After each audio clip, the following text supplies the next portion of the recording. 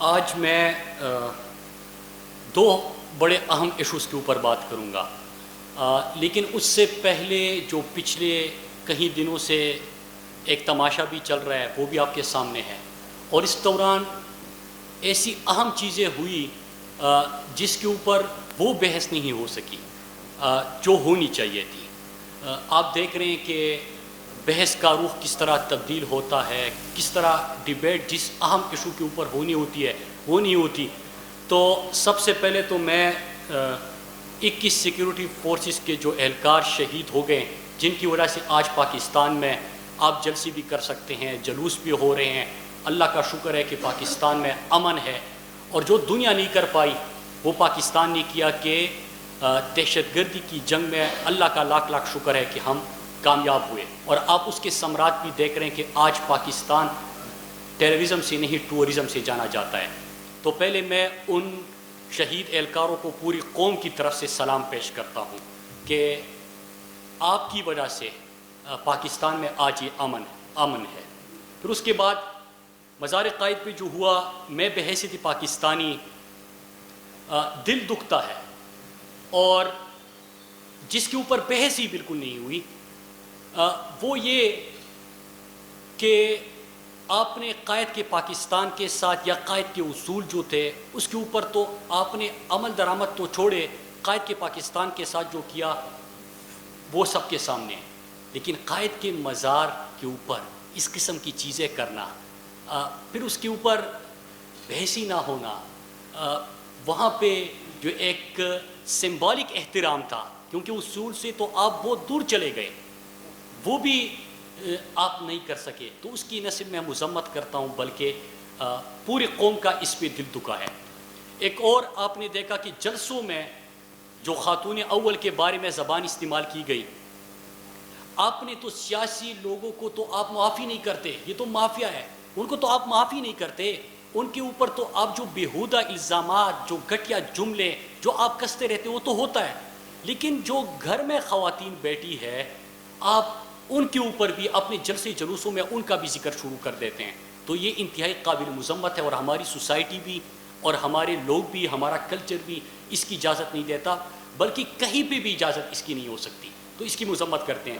میں دو اہم ایشوز آج آپ سے ڈسکس کرنے ہیں جو ہمارے ملک کے لیے بہت اہم ہے، لیکن اس سے پہلے جو یہ تماشا بنا ہوا ہے، ظاہری سی بات ہے کہ آپ کے سوال میں بھی اس کا ذکر ہوگا، تو میں پہلے سے اس کے اوپر موقف دے دوں کہ کیا ہوا، مطلب 20 سپتمبر سے کیا ایسا ہوا کہ اس کے بعد سپتمبر کے آخری 2 ہفتوں میں یہ کہانی شروع ہو جاتی ہے، سڑکوں پہ نکل آ جاتے ہیں، اداروں کو نشانہ بناتے ہیں، مطلب پورا ایک ہنگامہ مچا دیا۔ اب بحث کیا تھی؟ اس کے اوپر بحث ہی نہیں ہو رہی۔ جو اصل ایشو تھا، اصل ایشو کیا تھا کہ جو معیشت یہ چھوڑ کے گئے تھے، ان کا یہ خیال تھا کہ پاکستان اس معاشی بحران سے نہیں نکل سکتا، اور آج جب میں آپ سے بات کرتا ہوں تو میں پوری قوم کو مبارکباد پیش کرتا ہوں کہ 17 سال بعد پاکستان کرنٹ اکاؤنٹ ڈیفیسٹ سے نکل کے کرنٹ اکاؤنٹ سرپلس پہ آ گیا۔ یہ معاشی بحران، معاشی ایمرجنسی کا سوچے تھے، لیکن اللہ کا شکر ہے کہ معاشی بحران سے نکل کے استحکام ملا۔ پھر کرونا کی وبا آئی، آپ نے پوری دنیا کے اندر دیکھا، پوری دنیا میں جہاں پہ مضبوط ہیلتھ سسٹم تھے، بہترین ہیلتھ سسٹم تھے، مضبوط اکانومیز تھی، وہ کرونا کے سامنے، عالمی وبا کے سامنے بے بس دکھائی دیے۔ یہ پوری دنیا نے دیکھا، آپ نے امریکہ دیکھا، آپ نے یورپ کے اندر دیکھا، آپ نے UK دیکھا، پھر آپ اپنے ہمسائے ممالک کو دیکھیں کہ انڈیا کا جو حشر ہوا، لیکن جو پاکستان کے ہسپتال، پاکستان کا ہیلتھ سسٹم اور پاکستان کی اکانومی، کیا وہ یہ بوجھ برداشت کر سکتی اگر دنیا کے اندر جو حالات ہے وہ ہوتے؟ اللہ کا لاکھ لاکھ شکر ہے، ہوتا کیا ہے کہ جو عمران خان کی حکمت عملی تھی اور NCOC، جو عسکری اور سول قیادت نے مل کر جو NCOC بنا اور وہاں پہ جو پالیسی مرتب ہوئی، تو اللہ کا لاکھ لاکھ شکر ہے کہ نہ صرف اس کے ثمرات آئے، بلکہ میں آپ کے پاس کچھ حقائق رکھنا چاہتا ہوں کہ ابھی آپ نے پرسوں ہی فرید زکریا کے پروگرام میں CNN پہ سنا، ایک سابق چیف اکانومسٹ ورلڈ بینک کا اور اوباما کے اکنامک کونسل کے صدر جو رہے ہیں، اس نے کہا کہ اگر امریکہ کرونا کی عالمی وبا میں اگر پاکستان جیسے ہم اقدامات کرتے تو $10 ٹریلین امریکہ کو بچ جاتے. امریکہ کا جو نقصان ہوا اس کے حوالے سے وہ کہہ رہے ہیں کہ $10 ٹریلین بچ جاتے اگر پاکستان جیسے اقدامات ہوتے. پرائم منسٹر عمران خان کی حکمت عملی کے اوپر آپ کو یاد ہوگا روزانہ سیاست کی گئی انہوں نے کہا کہ اس کے اوپر سیاست کرے تو اس سے تو پاکستان نکل ہی نہیں سکتا.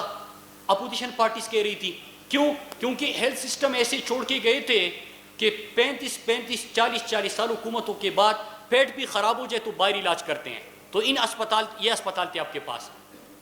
جو معیشت تھی وہ تو آئی سی یو میں تھی, آپ نے آئی سی یو سے نکال کے اس کو استحکام دیا تو یہ سمجھ رہے تھے کہ معیشت بھی مقابلہ نہیں کر پائے گی. لیکن جو حکمت عملی تھی اس کے اوپر کل پرسوں CNN کے اوپر آپ نے دیکھا, ورلڈ ہیلتھ آرگنائزیشن کا بیان آپ نے آپ کی نظروں سے گزرا ہوگا, ورلڈ اکنامک فورم کے بیانات آپ کی نظروں سے گزرے ہوں گے. چلو یہ جو ہمارا لبرری کرپٹ ایکٹ ہے جو روزانہ یہاں پہ گفتگو کرتا ہے اس کو اگر ہم بل گیٹس کا نام لے لیں کہ بل گیٹس نے بھی پاکستان کی جو اقدامات تھی اس کی تعریف کر دی تو شاید ان کو سمجھ میں آ جائے کہ جن چیزوں کے اوپر آپ تنقید کر رہے تھے اللہ کا لاکھ لاکھ شکر ہے کہ آج پوری دنیا اس کو سرا رہی ہے. تو یہ سوچی تھی کہ کرونا کی وبا سے نہیں نکل پائیں گے اور کامیابی اللہ نے دی.